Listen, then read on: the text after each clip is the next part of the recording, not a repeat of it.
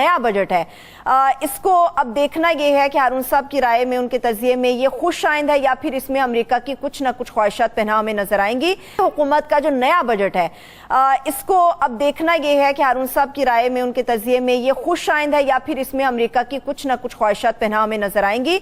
अमेरिकी हुकूमत ने अपने नए बजट में एक बहुत बड़ी रकम पाकिस्तान के लिए मुख्तस की है, मुख्तलिफ कामों के लिए। उनकी डिटेल भी आपके साथ के मुजवजा नए बजट की बात है, इसे खुशाइंद कहा जाए या फिर इसे खतरनाक समझा जाए?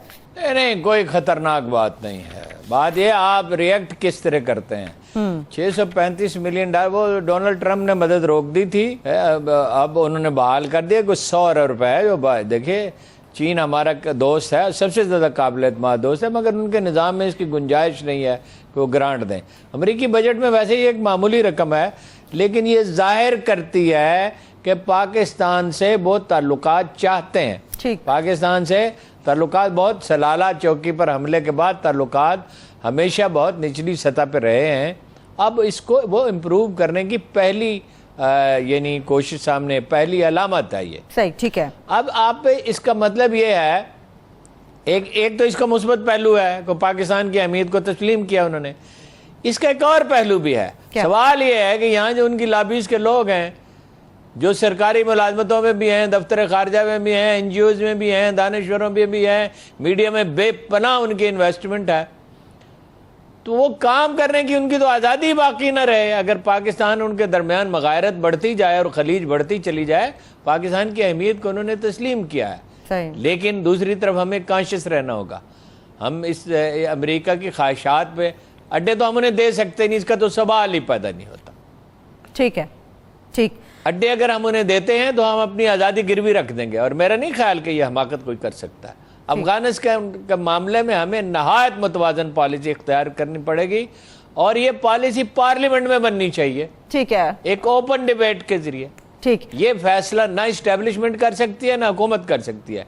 ये पूरी कौम के मुस्तकबिल पे इसने असरअंदाज होना है आने वाले अशरों में, बल्कि सदियों में।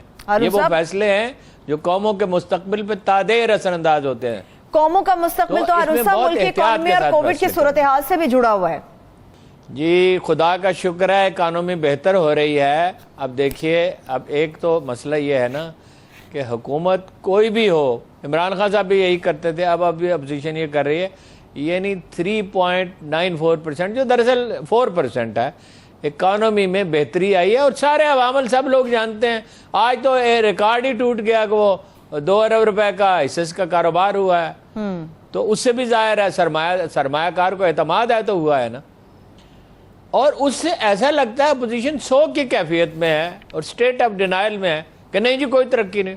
अरे भाई, 9% तक जो वो पैदावार बढ़ गई है, यानी बड़ी सनतों की, और 315 बिलियन डॉलर की हमारी इकानमी GDP थी नवाज शरीफ साहब के दौर में, जो घट के 263 बिलियन रह गई थी। अब दोबारा 293 बिलियन हो गई है।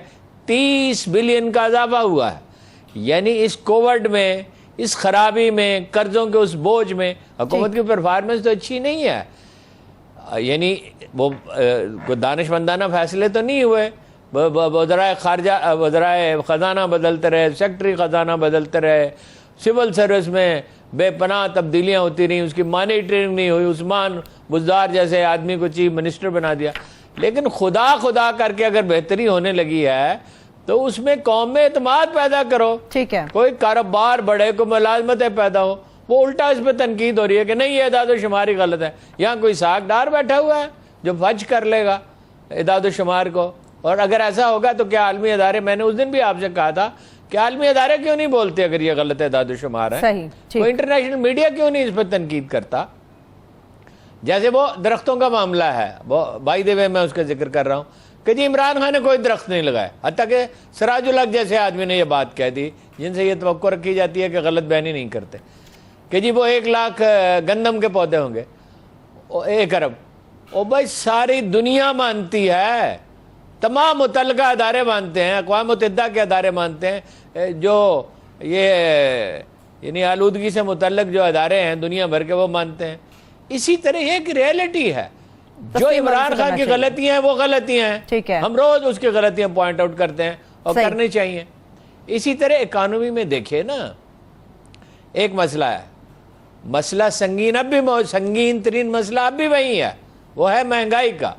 वो शौकत तरीन साहब ने ठीक कहा, उन्होंने कहा भाई मसला है महंगाई का, इसको बजट खसारा तो खत्म हो गया। 17 अरब था, डॉलर की कीमत मसनूई थी। अब जो इजाफा हुआ है वो हकीकी है, तरसीलात ज़र में इजाफा हुआ है। अपना आपके पास जो यानी सरमाया है डॉलर की शक्ल में, उसमें इजाफा हुआ है और दुनिया के एतमाद में इजाफा हुआ है, उसके सिग्नल्स आ रहे हैं, ज़र मुबादला के ज़खायर बढ़े हैं, ओवरसीज पाकिस्तानी ज्यादा पैसे भेज रहे हैं। ये तो सारी सरमायाकारी ज्यादा हो रही है, जिसकी वजह से मैशत की आशाएं खुदा करे कि ये सिलसिला जारी रहे और आगे बढ़े। अच्छा, अब आ जाए कोरोना पे आ जाए। अभी चंद दिन पहले की बात है कि लाहौर में शरह 20% थी जी, आज कितनी है? 4.4% आज शाम को थी। 3% तक गिरी है। 200 तक लोग जो हैं वो जहां भाग हुए, यानी एक पैनिक सब फैल रहा था। आज कल 57 थी तादाद। उसकी वजह क्या है? उसकी वजह यह है कि इसमें बहरहाल गलतियां भी हुई और हमने उसमें शोर भी बहुत मचाया कि वजारत सेहत कुछ नहीं कर रही। और जाहिर है वजारत सेहत में भी उसी तरह के मसाइल हैं। ड्रैप में अभी तक माफिया बैठा हुआ है, उसका तो डॉक्टर फैसल सुल्तान कुछ नहीं कर सकते। ऐसा लगता है कि मुस्तकबिल में भी शायद कुछ नहीं कर सके। लेकिन वैक्सीन लगाने की रफ्तार तेज हुई, स्मार्ट लॉकडाउन हुआ, मार्केटें बंद की गई, ठीक दिया। नतीजा उसका 3 लाख अब लगाई जा रही है। 19 साल तक की उम्र आदमियों को की रजिस्ट्रेशन की जा रही है। अब कुछ और मंगवाएं, जैसे भी हो मंगवाएं, और खुद पाकिस्तान में बनने भी लगी है। और 2 सेंटर थे लाहौर में, 20 हो गए हैं। और आज पता किया तो वहां रश भी था, यानी लोग अब जा रहे हैं।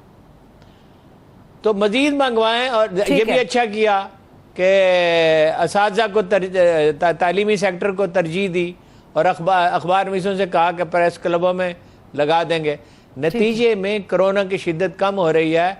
मसला तो है बड़े शहरों में, देहात में तो नहीं है ज़्यादा संगीन।